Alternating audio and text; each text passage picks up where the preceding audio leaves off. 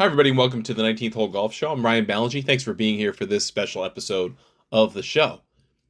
It was 25 years ago when Payne Stewart was unfortunately killed in a plane crash. Shocked the golf world that the reigning U.S. Open champion, who had thrilled the golf world just months prior by winning at Pinehurst #2, was gone.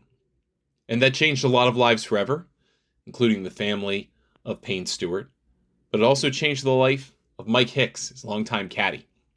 And 25 years later, a quarter century after Payne Stewart's passing, that loss is still felt in many ways. But also, his memory is a buoy to so many who knew and loved him.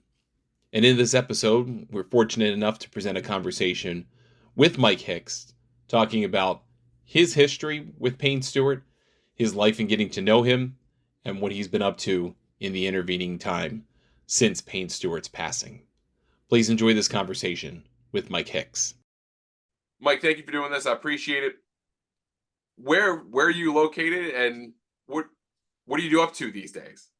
So I'm living in Kingsport, Tennessee. I work for a company called Tour Caddie Collective. We entertain corporate America. I advise everybody check it out, tourcaddiecollective.com. Also, I'm starting a school at NC State University to train people basically how to caddy professionally. I was approached about a year and a half ago by an agent. He's having trouble finding caddies for his college kids coming out to play on the Korn Ferry Tour. So he approached me with this idea, and a year and a half later, we're holding our first school at NC State, February 16th through the 22nd. It's called the Professional Tour Caddy Certificate Program. So yeah, look, I'm busy, not caddying anymore, and I'm busy. I walked yesterday, not yesterday, Friday in Pinehurst, and boy, am I out of shape. oh, it's awful. With or without the bag? Well, I had a caddy, so it was no bag. I wasn't carrying, and I was still out of shape. It's terrible. When was the last time that you played before that? Caddied or played? Either. Caddied last tournament I worked. Actually, I worked two Korn Ferry events back in the spring just to go check it out and see if there was a need for caddies, and there is. I caddied for Spencer Levine a couple of times, couple of weeks. So that was the last time I caddied. And playing wise, I try to play once or twice a week. Yeah. And you're playing in the Bristol area? I was a member at Johnson City Country Club for a little over a year once I moved over here. I'm no longer a member there. I'm my 89-year-old father's caretaker now. So, and my youngest son is off to college, so I don't really have anybody to play with. So I let my membership go for a while because I'm really not playing as much as I'd like. Yeah. Yeah. When people realize who you are and who you worked with in Payne Stewart, how does the conversation change? Do people's eyes light up? What's the first thing that kind of happens? I wouldn't say people's eyes light up, but they all, the first question is, was he as good a guy as he seemed to be? And they want to talk about the Knickers, how that all came about, the NFL deal. So just the basic question is, is he as nice as he seemed to be? And he was. I mean, he was a cool guy, very, very cool guy. When did you kind of hit it off with him? I mean, kind of have that kind of relationship that you ultimately developed? So I knew Payne. I mean, I started in 81. I think his first year was 82. And his first caddy, the guy's name was Rob Kay. He was a Canadian kid. And Rob and I were good friends. We traveled together. So I got to know Payne through Rob. And, he fired Rob at the start of 87. And we were in Japan. I was over there with Curtis Strange, and Payne had hired this guy that had never caddied before. And I was on a part-time basis with Curtis. It was myself and one other guy that were sharing the bag. And so I went to Payne because I wanted something full-time. And I was working full-time because back in those days you could fill in. you could find weeks to fill Yeah. in when you weren't caddying for your regular guy. And so I went to Payne. I said, hey, if the job opens up again, I'd like a shot. So this guy lasted about a month. Payne came to me and said, hey, you want to go try it for 4 weeks, see what happens? And that turned into 12 years.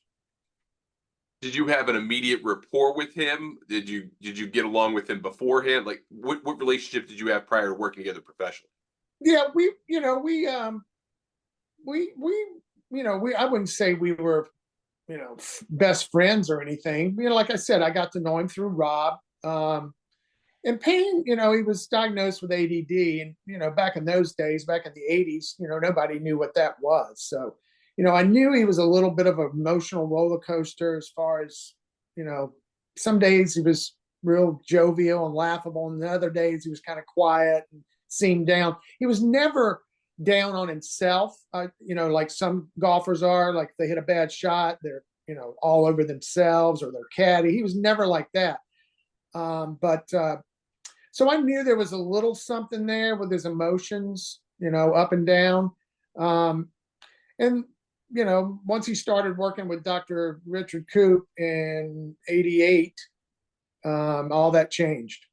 This Dick Coop, the sports psychologist from North Carolina, who's rest in peace, he's no longer with us, but he helped Payne a lot mentally. How did your temperament line up with Payne's? And was that, how did you kind of figure out how best to work with one another? Well, it got to the point I wasn't scared to speak up. I think some of his other caddies, were. Curtis Strange gave me the best compliment. When Curtis would ask me something, I had an answer right away. Where there was no hemming and hawing. I was going to give him my opinion when the question was asked, because I was thinking ahead. And that's, as a good caddy, that's what you're doing. You're thinking ahead. You're thinking of the next shot, what might happen, what the conditions are, where you want the ball to be, where you don't want it to be. And back in those days, you never said don't. You never said don't hit it here. Whereas today's game, it's so statistically driven. It's all stats and percentages that, you're telling your guy out there now, we don't want to hit it in this bunker. We don't want to hit it over the green. We don't want to hit it here, hit it there. So it's totally different. Back when I started, it was, show up, keep up, and shut up. That was it. But I wasn't scared to voice my opinion. And there were many times, I would give him a kick in the rear, like, come on, that was, what are you thinking about there? Stuff like that. And he appreciated that. What was there a moment in those first 4 tournaments for either of you, for Payne or for yourself, you're like, this is going to work? I don't know that there was one particular moment, but listen, the guy had a chance to win all 4 tournaments. We top 10'd all 4.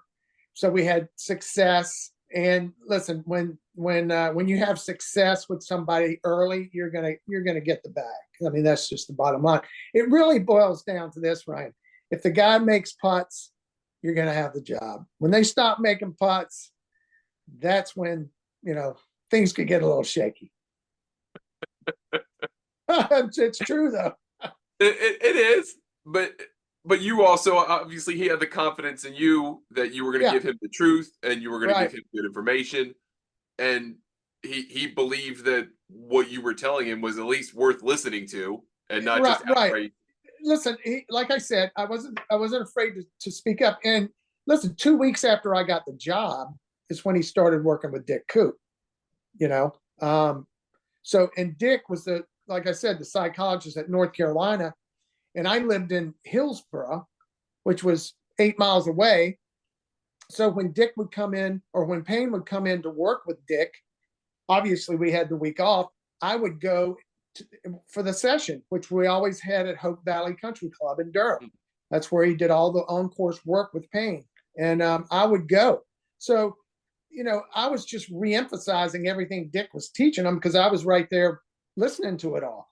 So it couldn't have been, it was like a perfect storm. You know what I mean? I was a little more vocal than most of the caddies that he had, and the fact that I was there for the sessions with Dr. Coop. So it was like I said, a perfect storm. were you ever skeptical of Dr. Coop, or did you kind of buy into what he was presenting to Payne from the outset?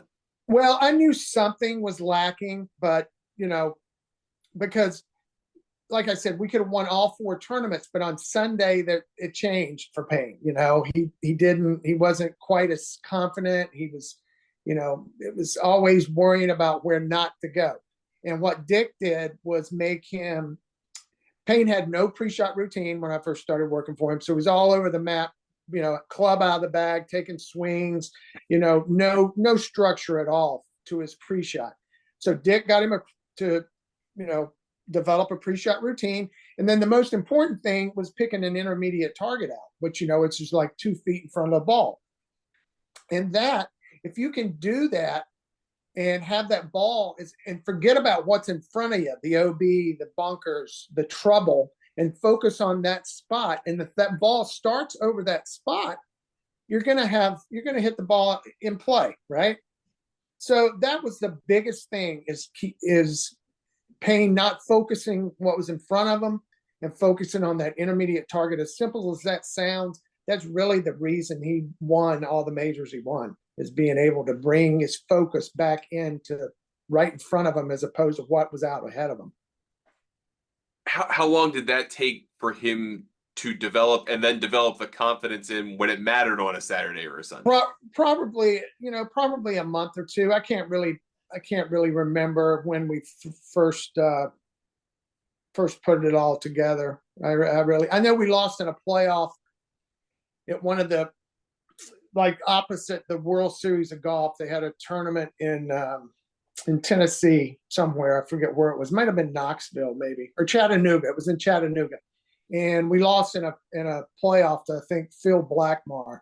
I think guy rolls in a 50-footer on the first playoff hole to beat us. But that right there, I mean, he and Phil Blackmar birdied the last 2 holes to get in the playoff. So Payne didn't beat himself using this new method. He got beat by somebody that performed better. So he didn't beat himself for the first time. That's probably the first time. That's probably the beginning of his success with what Dick was teaching him. Did that ultimately make him a more mentally tough golfer to have to do the same thing every time? Yes, absolutely. It changed his whole outlook and his whole mentality on the golf course, because he had structure.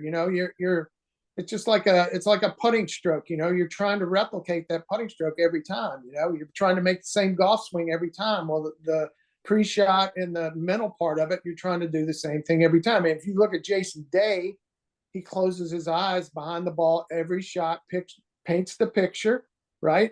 There's a lot of guys that paint the picture, they just don't close their eyes.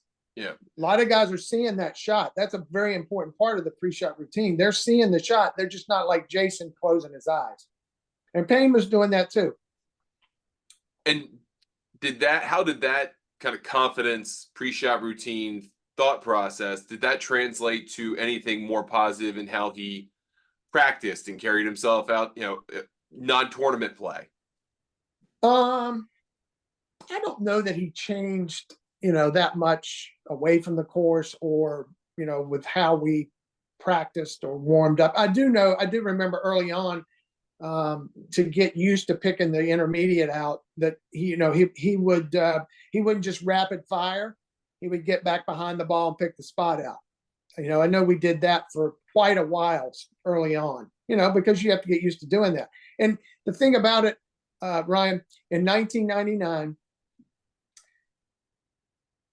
probably the 3 weeks, the 3 tournaments leading up to the U.S. Open, he had gotten away from it, right? From picking the intermediate out. And I was noticing it, but I didn't say nothing. I didn't say a word to him. So we show up he misses the cut at Memphis. Sunday morning, we go out for a practice round. It's me, Payne, Chuck Cook, his swing coach, and Dick Coop. So we're walking down the first hole, and first couple, actually, we're walking down 2, and Dick comes up to me and says, "What's going on?" And Payne and Chuck are ahead of us. And I said, "For one thing, he's not picking his intermediate target out. He said, okay, okay. So we get on the third tee, and Payne's got his 3-iron out. It's a short par four. He's laying up, and he's over the ball. He's getting ready to hit it, and out of the, from the side, Dick says, "Where's your intermediate?" And Payne looks up at him. Oh, okay. So from that point on, in that practice round, he realized that he had not been doing it, and from that point on, he started picking his intermediate target out, and the rest is history. So I really credit Dick, and I give myself a little credit for noticing that he wasn't doing it. Now, I'd been with him so long, and before every shot, I would tell Payne, and it was habit. Every shot, I would say, get your spot, which is the intermediate, nice and slow, which is very important. Was very important in his golf swing, was rhythm, right? Get your spot nice and slow. So I was to blame too, because I was just going through the motions also. But I did notice that he wasn't doing it, and I relayed that to Dick. If I had said that to Payne, it wouldn't mean as much as his psychologist telling him, right? Yeah. And so I credit Dick, a lot for Payne's success. I mean, had he not reached out and started doing that, I don't think he would have won the tournaments that he won. Yeah, especially '99. Without picking his intermediate, we'd have never won that tournament. How difficult? I mean, obviously, par was a huge factor that week in that U.S. Open. Right. How difficult was it? Not relative to par, but relative to any other tests that you and Payne face. Oh, it's always the most difficult. It used to be, and it's getting back to that. I think that after Tom Meeks left, and with the USGA, and then they moved on, and that regime, taking it to public places and really setting it up a little, like at LA Country Club. What did we have? 2 9-unders in one day or something. I mean, Payne rolled over in his grave. I mean, so I think, and from what I understand, and that's why Pinehurst is back on the road every 5 years, they want to bring the test back, to where it's a real challenge. And let me tell you, number 2, it played really difficult that week, right? In '99, but the USGA, I was there this year. I tip my hat to them, because they could have gotten that place unplayable had they wanted. Par would have won, or over par could have won that tournament if they had wanted it to. But they softened it up. They didn't go crazy with it, because first time playing on Bermuda greens, and as the years go by, that garbage off the fairways is only going to get thicker, and they had a lot of trouble with it this time. I played it a month before the tournament, and there's still areas where you're going to have a shot, have a swing, can make solid contact, but it's getting less and less. Yeah. So I look for next time, if they want par to win, it'll win for sure. Payne's putting down the stretch of that '99 U.S. Open was unbelievable. I mean, given the pace of the greens, the pressure, the mano-a-mano situation. Was there anything that was a key to his success in those moments that maybe he didn't know, or you knew and he didn't, or that maybe the public doesn't know? No, I would say, his wife picked up on the, keep your head still after Saturday's round. He was moving a little bit, and he really, he putted well all week. And even though Saturday was not his best putting day, he putted good enough to, still be in the lead. Yeah. But I'd have to say, just making sure he stayed still. I mean, look, he had gone from, you don't win the tournaments he won without being a good putter. But once he got the Seymour putter, he became a great putter. And, it's a shame that we only got to use it for a few months. I mean, who knows what he could have done, the way he was putting the ball with the Seymour. And there again, the Seymour is designed, it's not just a putter, it's a system. So it makes you set up the same way every time. It's the same routine, same ball position, because you're using your belly button as a reference. I mean, it was perfect for him, because it was structured and it made him do the same thing every time. And, even we missed the cut at Disney, right before he died. And we got done on Friday and we missed the cut. And he's like, let's go to the putting green. So we went to the putting green, and he's like, something's just not right. So we were looking at his setup, and I said, well, your left hand's not quite as cupped as it normally was. So he would cup his left hand like this, and then keep that angle throughout the stroke. So we putted for about an hour. He said, that's it, because I'm sore now, and I when I first started using this thing, I felt the same thing. I'm sore. He just didn't quite have the angle at address, and we had figured that out. And he started holding everything that last part of that hour that we were practicing. So that Seymour was perfect for him, structured, doing the same thing every time. Because Payne, listen, I'd seen the guy go from heel up to toe down in the same round. Okay. So heel up, it's not, heel down, flat, hands low, not make anything for 6 holes. All of a sudden now he's right on top of the ball, the toes down on the ground. He's way up on top of it. He would do anything to try and make putts. He was not scared to change it up mid-round. So the Seymour really, really put structure in his stroke and in his, and then listen, when you start making putts, you gain confidence. It just frees everything up, Did he try to between Dr. Coop, the Seymour putter, did he try to seek more structure professionally to try to kind of eliminate some variables? I think he did all that, in those, in the part of it in the late 80s, early 90s, working with Dick Coop and Chuck Cook. Chuck really, Chuck was his coach, but Chuck, didn't really mess with Payne's swing. Chuck was more, if Payne got a little off, it was either rhythm, ball position, alignment, something like that, something simple. And Chuck had a good eye to pick up on that stuff. But as far as changing the loop and, if you would look at Payne Stewart swing on film, you're never going to teach anybody that. It's just like Jim Furyk. You're never going to teach anybody to swing that way.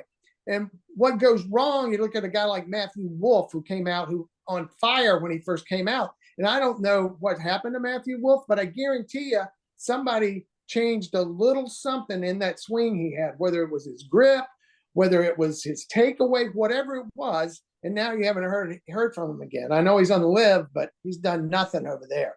Yeah. So when you have your own unique way of doing things, look at Raymond Floyd. Nobody's ever going to teach a swinging club like Raymond Floyd, but the guy was one of the greatest players ever. Trevino. So Payne, Chuck really didn't do a whole lot with Payne's swing. Dick helped him with the mental part of it, and then, we got the Seymour putter. Arnie Cunningham was a long time rep on tour, brought the Seymour putter to Payne. It was a good story. Brought it to us at Pebble Beach on Wednesday. We're getting ready to go for a practice round. And Arnie says, hey, have you seen this putter? And Payne said, no. What this looks like? Where'd you get this? Kmart? And Payne says, I'll check it out. Threw it in the bag. We never even touched it on the course. Played 9 holes. It had played beautifully for that first month, tee to green, but could not putt it in the ocean. We get done with the practice round for the 9 holes. He said, let's go down the putting green at Pebble. So we go down to the Pebble, and he putted for about 3 hours with the Seymour. He putted so long that his back started hurting, and when it started hurting, he knew it was time to shut it down. We get done. He comes over. He says, what do you think? I said, look, dude, you can't putt any worse. Let's give it a shot. We win the tournament. Putted lights out with this thing at Pebble on those greens. Yeah. And, rest was history with the putter. Just wish he had a lot longer time with it, obviously. Were you, how do you think about October 25th each year as it comes by? Does it get easier over time? How does that? Well, time heals all wounds. We're never going to get over that, the fact that he's not with us anymore. But life goes on. We're still stuck here on this earth. At least he's in a better place than we are, in my opinion. But yeah, I get phone calls from everywhere. All of his old friends, all the friends that we were mutually, had friendships with. We'll talk. It's kind of an annual event that we all talk on that day. and then you remember where you were, what you were doing, and so the memories are never going to leave you. But as life goes on, time heals all wounds. But when you lose somebody like that, the way it happened, it's just still surreal. You know what I mean? That Yeah. something like that can happen. Yeah. Do you ever think about what maybe life would have been like had that day never happened? They hadn't playing the Champions For Tour. sure. For sure. For sure. Absolutely. See, I think, Payne was in really good condition. He was one of the first guys, before the Tiger, athlete working out type stuff. Payne was working out back in the 90s, early 90s, because of his back. He knew he had to strengthen his core to keep his back good. So he was a workout guy. I mean, he was always, I'm not saying he ate right or took care of himself that well, but he did work out on his body. So he was in good shape. Like I said, he had become a great putter. And, at 42, you've got the experience. I'd like to think, we would have, I'm not going to say we would have won more majors, but I feel surely we would have contended, certain Yeah. ones, PGA, US Open, British Open, Masters. I'd like to have seen him putt those greens with the Seymour. Now we did putt him that 99 year, but the greens there spooked him. He just had a phobia about those greens, and we didn't putt that well. But I'd like to have seen him going back there 2 or 3 times with this putter, and maybe things would have been different. But I surely think he would have contended in some more majors, and he would have had a great career on Champions Tour. Absolutely. He would have eaten with that that up. swing, I mean, his swing was long, and the older you get shorter, but I mean, he was going to be able to play for a long time, just like Bernhard. Right. Yeah, it seems kind of like the longer swing is kind of the secret to longevity. The Just longevity, correct. how often are you asked about Payne? How often do you speak about him? And Well, I do some speaking on my own, not only with Tour Caddy Collective, but like I did, I spoke this past Friday night in Pinehurst to the Golf Heritage Society. yes, You've heard of those guys, right? I'm a member. Yeah. Oh, you remember. So I went to their convention and spoke Friday night. Great bunch of people. And, 25th anniversary this past June, the 25th is death coming up. So it was kind of a perfect timing for me to go and speak at their convention. And, that's people had a lot of questions about Payne, a lot of questions. I mean, the Q&A, I gave a little bio that lasted about 10 minutes or something, 15 minutes, and then opened it up for discussion. And we were 45 minutes into Q&A, and Bill Robertson had to kind of cut it off. It was around 10:15, and everybody in there is, not young, everybody in there is past their bedtime, right? So he had to cut it off. It could have gone on for, there were people there that, after it was over, had several people come up and ask questions that they didn't get to ask, while I was up there. So, but it was a good night. I got good feedback from Bill earlier this weekend, and it was fun. Do you think about this day with obviously sense of sadness, but also a sense of appreciation and happiness that Payne was a part of your life? Oh, for sure. Absolutely. I was very blessed to have known him, to have been involved in his life the way I was, 12 years with him, and the success we had. I mean, look, I had a blessed career. I wouldn't trade it for anything. I just wish it was in today's world with the money they're playing for. I was a few years too early for the success I had, and my bank account would be a lot bigger. But no, listen, I am grateful, and the tour was good to me, and Payne Stewart was good to me, and I miss that, when you have somebody like that, and that's why I never got another job that lasted more than 3 years, 4 years or something, because it just was never the same ever. Yeah. Not that I changed the way I caddied, and I meshed with several guys, personality wise. We got along. Some guys I didn't like, some guys I did. But it was just never the same, never the same. Payne and I got to the point where we could say anything to each other. And I never got to the point with anybody else that could happen. Is that kind of the measure of the man, the person you're caddying for, is that you can have that kind of level of candor with somebody? That's where you want to get. That's where you want to get. But I'm going to say this too. Listen, there aren't many Payne Stewarts or Jack Nicklaus's of the world. Tiger to an extent. Tiger was not hard on his caddy at all. I don't think it didn't seem to me like, I wasn't out with Tiger that much, but I never saw him berate Steve or anything. Nicklaus never, Payne never. Today's world, I'm not really sure if there is anybody playing that doesn't take responsibility for a bad shot or a bad decision, because ultimately they're the ones that's got to make the call. They're hitting the shot, right? They can ask your advice, but Payne always said, "Listen, I don't have to listen to you, right? Right. I got the final decision." And there's not many guys left that will own up to take ownership of their golf game.